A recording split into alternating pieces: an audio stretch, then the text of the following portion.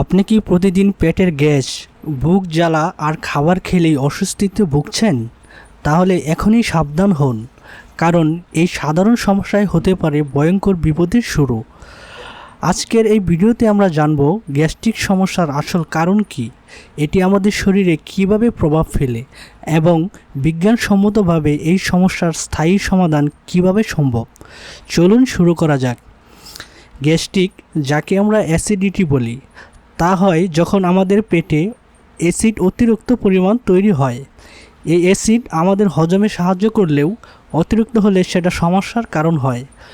ভুল খাওয়া, খাবার সময় না মানা, তেল মশলা বেশি খাওয়া, এমনকি স্ট্রেস বা দুশ্চিন্তা সবই গ্যাস্ট্রিকের বড় কারণ। চলুন জেনে নেই গ্যাস্ট্রিকের কিছু সাধারণ লক্ষণ।